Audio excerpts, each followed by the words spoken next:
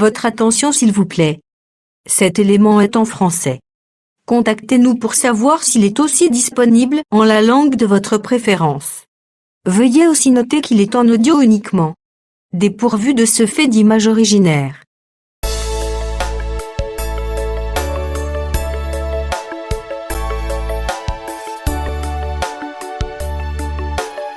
Bienvenue sur Prophétie et Actualité.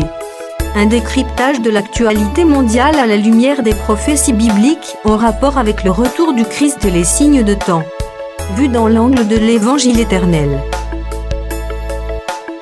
Prophétie et Actualité. Une rubrique de Christ Equality Foundation. USA.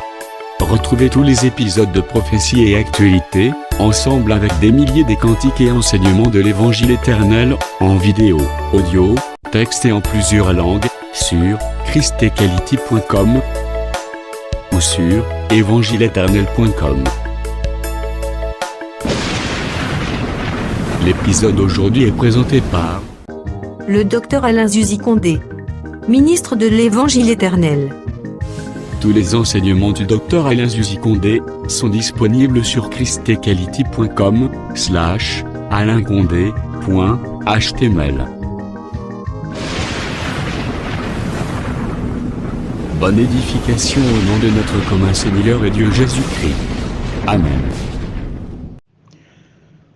Nous sommes dans Ézéchiel chapitre 28, le verset 13 à 14. Nous constatons qu'il y a 3 pierres qui séparent Dieu avec Lucifer. Lisons l'Écriture. Ézéchiel 28, le verset 13 à 14. Tu étais en Éden, le jardin des dieux. Tu étais couvert de toute espèce de pierres précieuses, de sardoine, de topaze,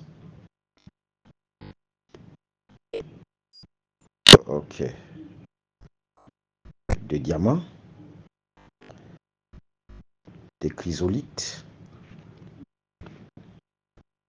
d'onyx, de jaspe, de saphir, d'escarboucle, d'émeraude et d'or.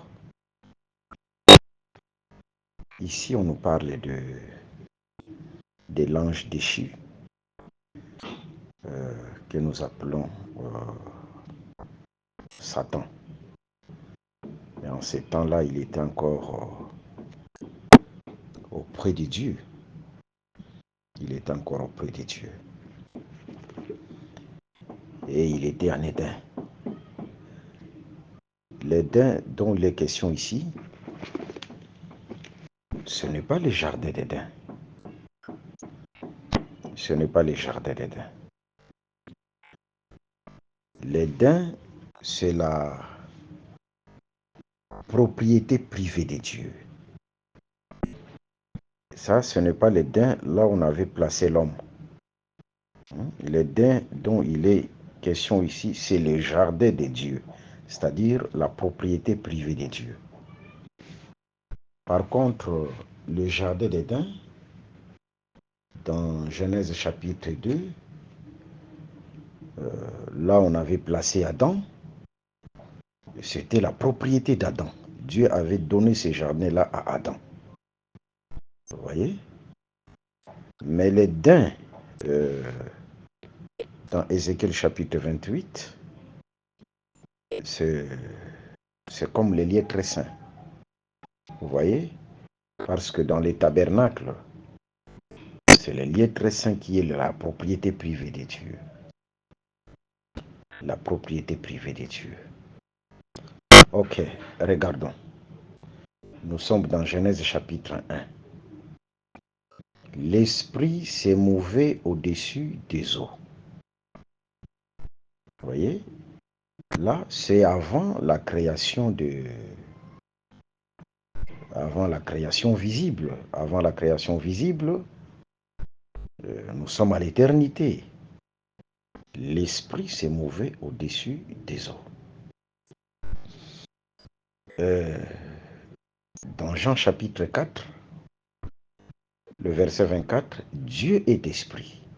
Vous voyez, l'esprit qui s'est mouvé au-dessus des eaux avant la création visible, c'était Dieu. Vous voyez? Et ces temps-là, avant la création visible, c'est l'éternité. Là, on fait mention de l'esprit, on fait mention de Dieu. Ces temps-là, l'éternité, c'est la propriété privée de Dieu.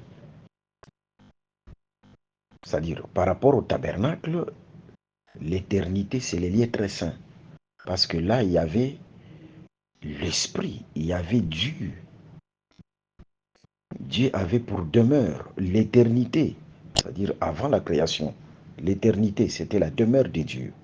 C'est le lieu très saint. Vous voyez? Et le lieu très saint, c'est ça, le jardin de Dieu. C'est ça la demeure de Dieu, le jardin de Dieu. Et c'était aussi l'Éden. L'Éden comme étant propriété privée de Dieu, le jardin de Dieu, c'était l'éternité. Et là, à l'éternité, Dieu n'était pas seul. C'est vrai que tout au début, je prends un langage des hommes, j'utilise un langage des hommes. Tout au début, il était seul parce qu'il était la parole. Mais à un certain moment, il a créé les anges. Dieu va prendre son premier corps à l'éternité, c'était la lumière. C'était la lumière. Là, je suis dans le livre du psaume 104, le verset 1 à 5. Dieu s'est revêtu de la lumière. Il s'est revêtu de la lumière comme un manteau. Vous voyez? Et le vêtement dans les Saintes Écritures, c'est le corps. Hébreux chapitre 9, le verset 20. C'est-à-dire, le premier corps, Hébreux chapitre 10, le verset 20. Le premier corps, le premier vêtement, le premier costume que Dieu a pris à l'éternité, c'était la lumière. Et à travers cette lumière, il a créé aussi les anges. Vous voyez? C'est pourquoi lorsque les anges se manifestent dans les Saintes Écritures, ils prennent la forme de la lumière. C'est comme lorsque Pierre était dans la prison, il y a un ange qui est venu le libérer. Et cet ange-là a pris la forme de la lumière. Ok.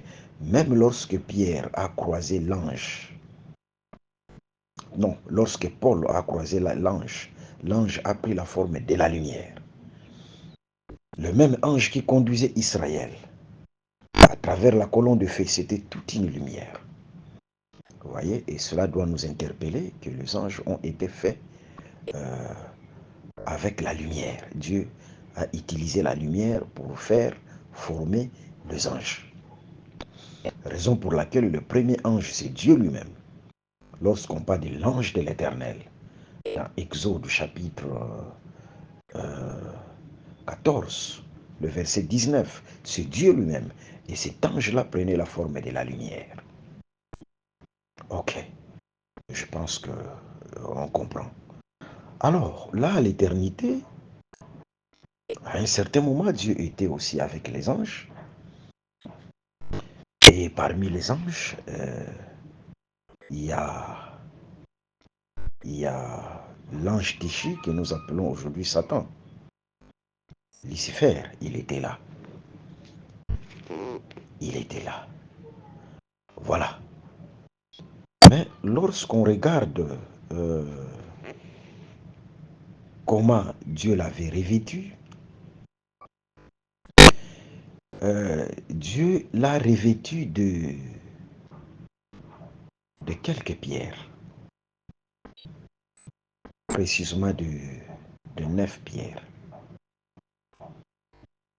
Il était revêtu de 9 pierres. En réalité, dans les Saintes Écritures, il y a 12 pierres. Parce que les enfants d'Israël étaient représentés comme des pierres. Là, je suis dans Exode chapitre 39, de versets 10 à 14. Les enfants d'Israël sont représentés comme des pierres précieuses. Ce sont des pierres précieuses. Alors, dans Ézéchiel 28, Lucifer est revêtu de 9 pierres. Par contre, Dieu lui-même porte 12 pierres parce que Dieu, c'est le véritable et souverain sacrificateur.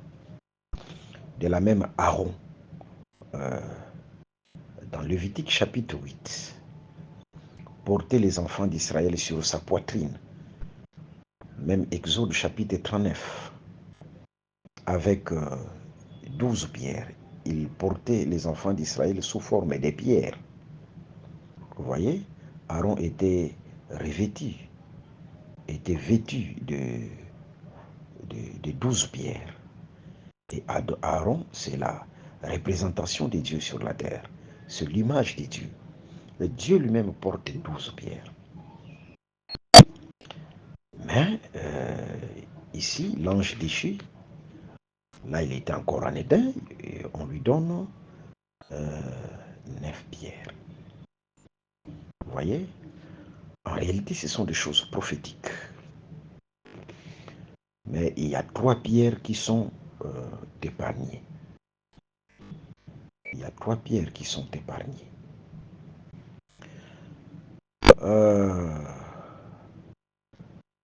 Vous voyez ce que le diable ou Lucifer porte, c'est ce que nous avons vu aussi dans les temps et dans la prophétie.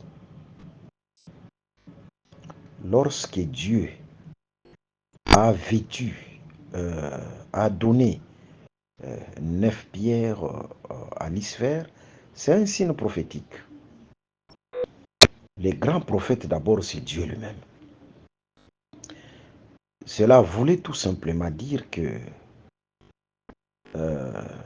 lors de sa chute, c'est-à-dire la chute de Lucifer, il va entraîner quelques pierres, mais pas toutes les pierres.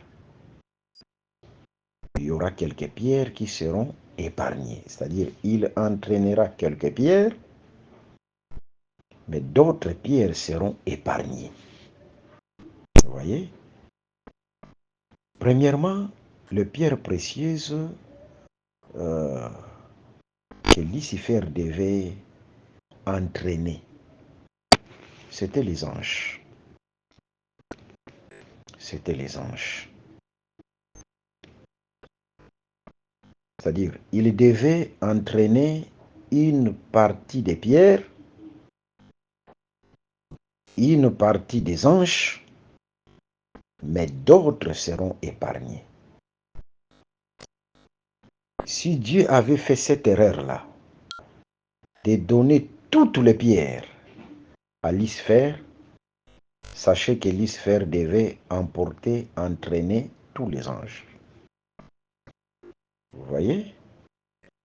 C'est pourquoi il n'a pas pu entraîner tous les anges, parce que Dieu ne lui a pas donné toutes les pierres. Voilà, là c'est la première réponse. Il a porté, il a entraîné une partie d'anges, pas tous les anges. Pas tous les anges.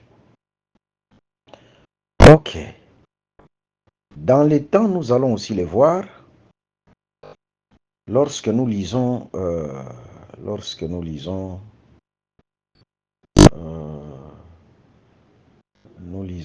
Apocalypse chapitre 11, les versets 1 à 4. Là, nous allons voir un corps qui incarne le diable, qui incarne Satan. Il s'agit de la bête. La bête, on va lui donner quelques pierres. Le parvis extérieur. Parce que Israël est représenté aussi comme des pierres. Mais une partie d'Israël sera emportée, entraînée par la bête. La partie là d'Israël entraînée, emportée par la bête, ce sont ces pierres-là qu'on donne à Lucifer. C'est-à-dire, c'est une partie d'Israël qui est entraînée. Vous voyez? Mais Dieu se réserve toujours d'une partie, ou se réserve toujours d'un peuple qui ne se courbe pas devant la bête. Et ce sont les 144 000. C'est-à-dire, dans Apocalypse chapitre 7, les 144 000, ce sont ces pierres-là qui sont épargnées, qu'on ne donne pas à Lucifer. Ce sont les 144 000. Mais si vous voyez le souverain sacrificateur porter toutes les pierres, c'est le temps de la restauration totale d'Israël. Même ceux qui sont séduits sont ramenés. Vous voyez? Lorsque le parvis extérieur sera ramené, ensemble avec les 144 000, c'est ça le souverain sacrificateur qui porte toutes les pierres. C'est ça au juste par rapport à la prophétie. Ok. Mais ces pierres-là aussi gardent une explication quelconque. Vous voyez?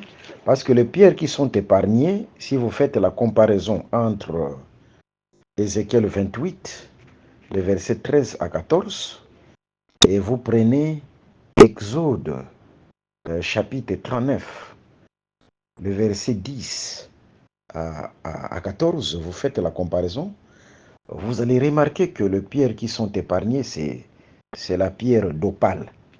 Il y a d'abord l'opale qui représente Gad. L'opale, c'est Gad.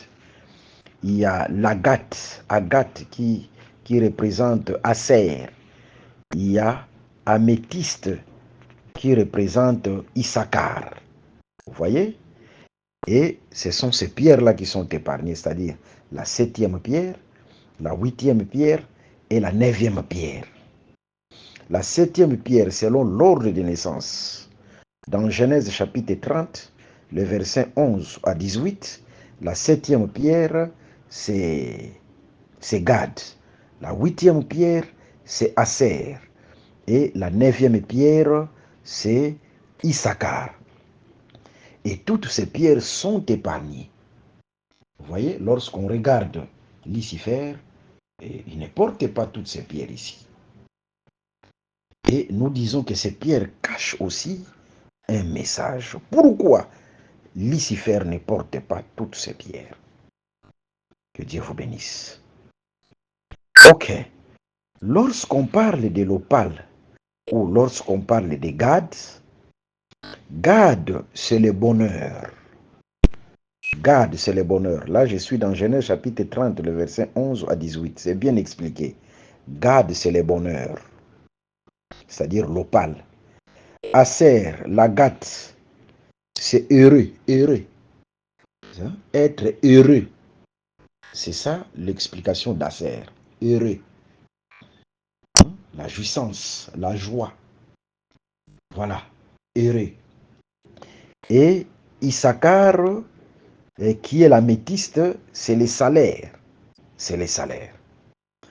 Donc, lorsque nous remarquons Lucifer privé de toutes ces pierres, cela veut dire tout simplement, il sera privé du bonheur. Lucifer est privé du bonheur. Dieu lui a privé du bonheur. Être privé du bonheur, c'est être privé de l'opale, c'est-à-dire des Gad, qui signifie bonheur. Il sera privé de la joie. Lucifer n'est pas heureux, le diable il n'est pas heureux, il sera privé de la joie. Vous voyez, c'est-à-dire de la Gad ou d'Aser.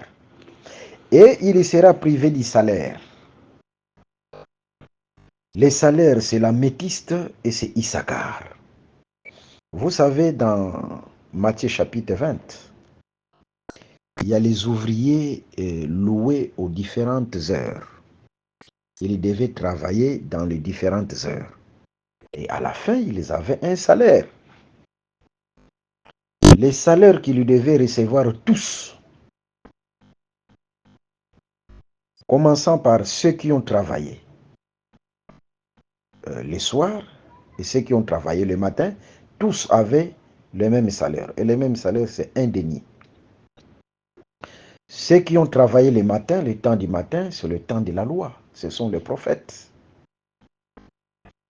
Jésus a dit à ses disciples dans Jean chapitre 4, les versets 35, 36 et 37, que vous êtes entrés dans un travail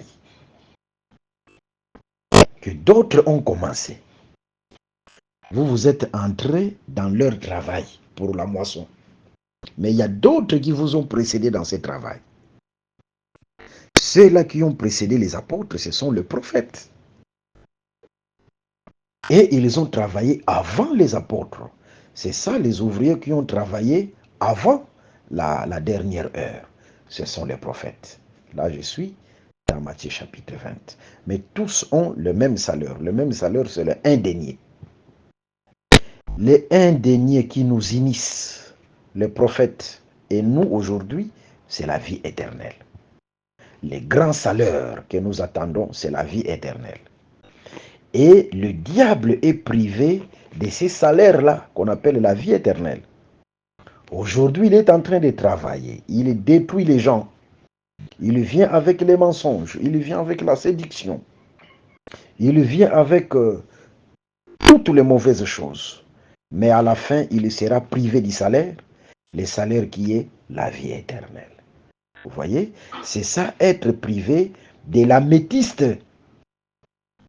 Être privé de l'améthyste, c'est être privé de la vie éternelle. Être privé de l'agate, c'est être privé de la joie. Être privé de l'opale, c'est être privé du bonheur. Tout ça, c'était un signe prophétique. Que Dieu vous bénisse.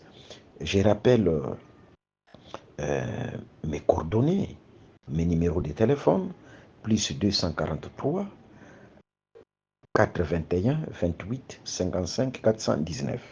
Un autre numéro, plus 243 89 444 52 77. Soyez bénis au nom de Jésus. Merci d'avoir suivi ce message et que Jésus-Christ vous bénisse. Si vous avez une question à l'intention de l'homme de Dieu, si vous voulez que l'homme de Dieu prie pour vous, si vous voulez vous confier à l'homme de Dieu, ou si vous voulez tout simplement bénir l'homme de Dieu, contactez-le directement si ses coordonnées sont disponibles depuis sa page. Sinon, contactez-nous et nous lui transmettrons vos préoccupations.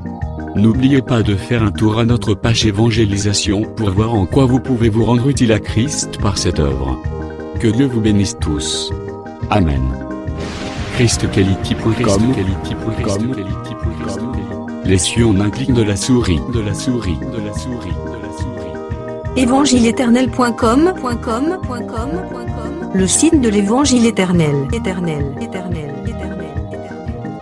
Christ et Quality Fondation, équilibrer la manne ramassée dans le désert de sorte que chacun ait un maire.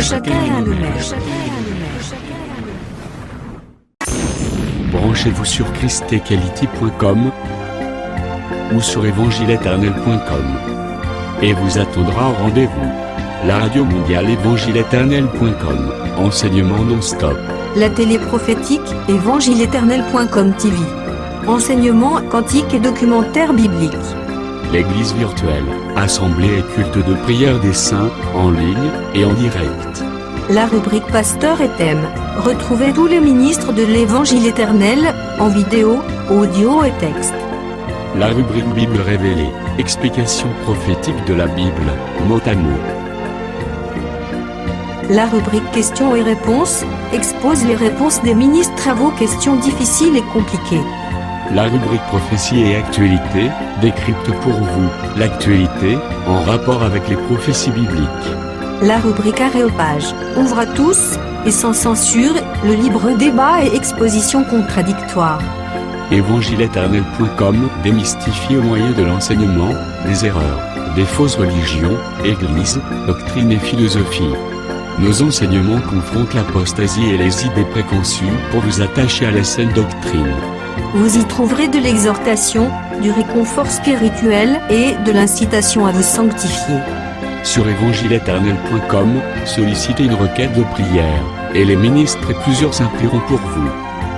Retrouvez des cantiques chantés par des saints et des cantiques instrumentaux. Venez y apprendre d'autres langues à travers la Bible audio multilingue. Les enseignements sont en toutes les langues. évangile-éternel.com,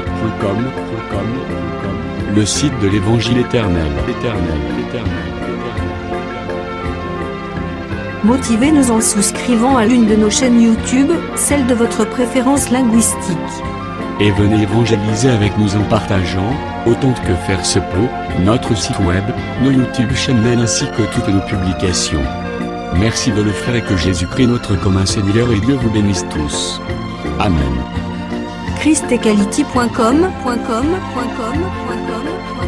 Les cieux sont à la portée de votre main, juste par un simple clic de la souris. Christ Equality Fondation, équilibrer la manne ramassée dans le désert de sorte que chacun ait un maire.